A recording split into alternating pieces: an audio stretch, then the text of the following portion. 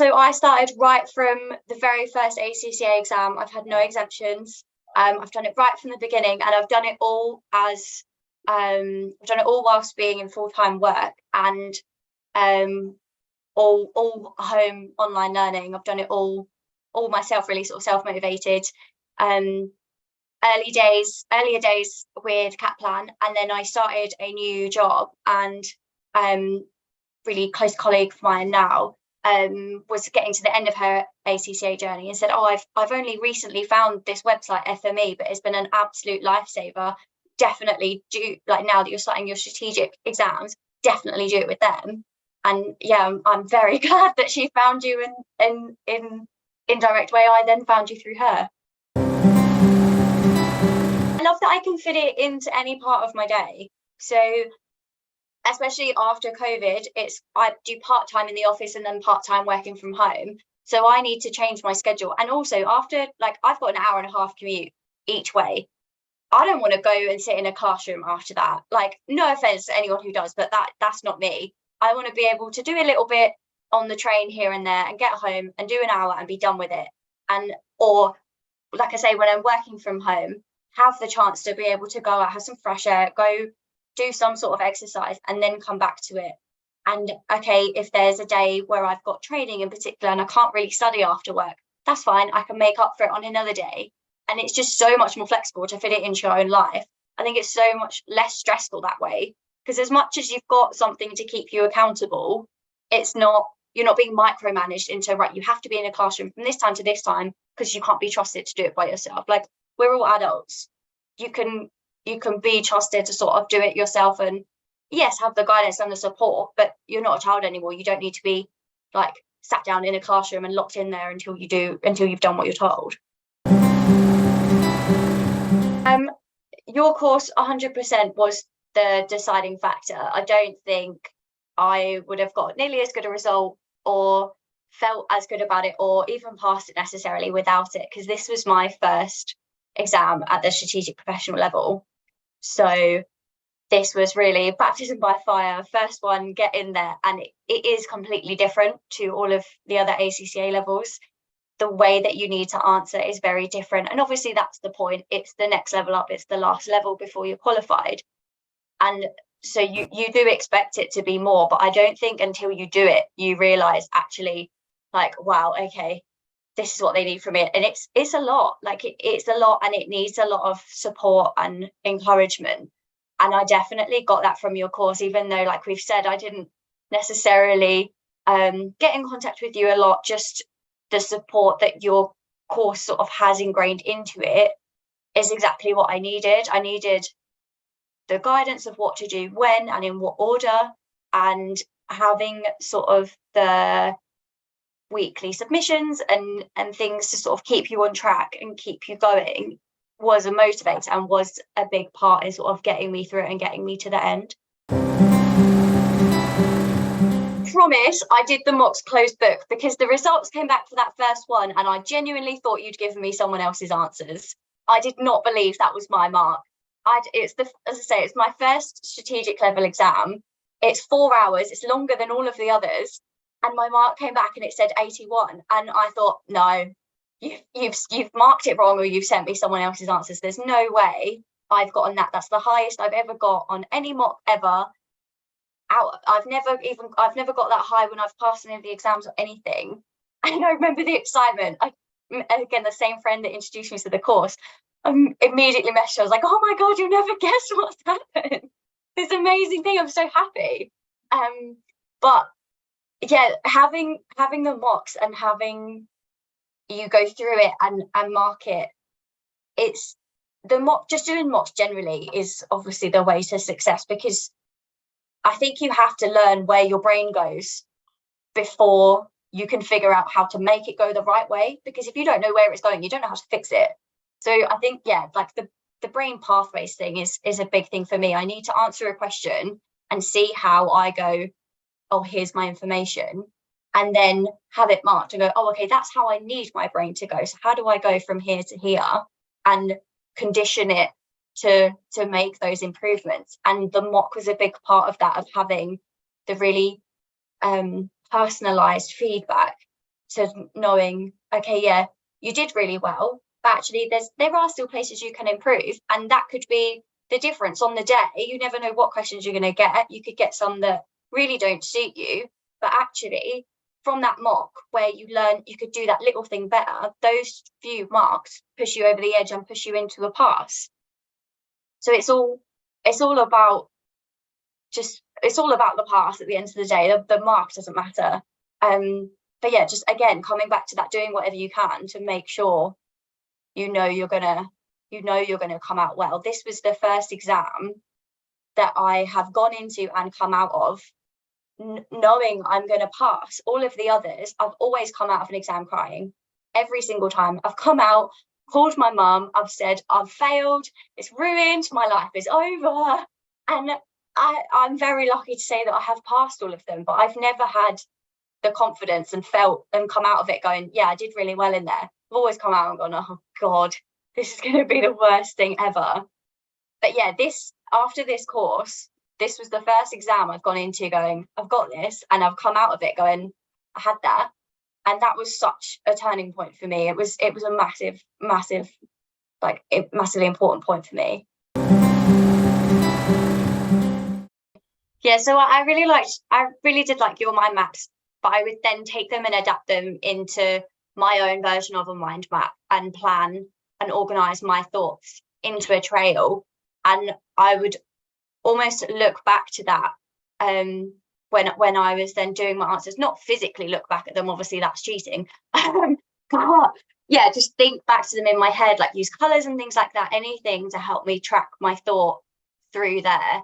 And I have it with the next exam I'm doing now, but with this one, I have my mind maps all around my workstation at home. So even when I'm working during the day, if I sort of have a stretch and sort of look back and, oh, look, there's that bit up there. And even just sort of that passive learning was really, I think it played a big part. So I do like a structure. So I did make sort of a weekly plan. But in that, I included time to go and do other stuff. I love exercising. I love just like keeping fit. So I do cheerleading. I love tennis. Just being active generally is such a big thing for me. So I like working all day at a computer. I need a break after that before I then go into studying. I can't just sit at a computer all day long. And yeah, weekends especially, I don't want to be sitting in the whole weekend at my computer doing nothing but study. So yeah, just organising breakfast with a friend or going out. Like you're going to want a night out every so often, and maybe not in the 2 weeks before the exam, but a bit earlier on, making the time on a Saturday to go and celebrate your best friend's birthday. Yeah, 100%. I think it's important that you're giving yourself every opportunity to do the best, because you could put all the hours in the world into study, but if you don't sleep and you're not eating right, you're going to feel awful, and you're putting yourself at a disadvantage. So whilst I might not have like really researched any of it necessarily, just sort of giving a thought to it, getting to sort of the middle of the day and going, oh, I've only drunk 1 glass of water so far, I should probably go and get myself another one. Think little things like that, just as I say, giving yourself the best opportunity to do it right the first time. I know it might be a bit of a cringy thing to say, but like sort of have the faith in yourself. If you've got onto it and you're doing it and you're at this point, like you can do it. It's making yourself sit down and study and do it, and actually having the faith that you can do it. And then when it comes to the exams, the one thing I would say, if you're going to do any like little extra bit, I would say to read the examiners' reports, because they always have little golden nuggets in there. And at the end of the day, they're the people that are marking your exam. So if that's what they say they're looking for, it's probably a good thing to make sure you know it. That's amazing. Thank you so much. Thank you so much. Speak soon. Bye. Cheers. Lovely talking to you. Cheers.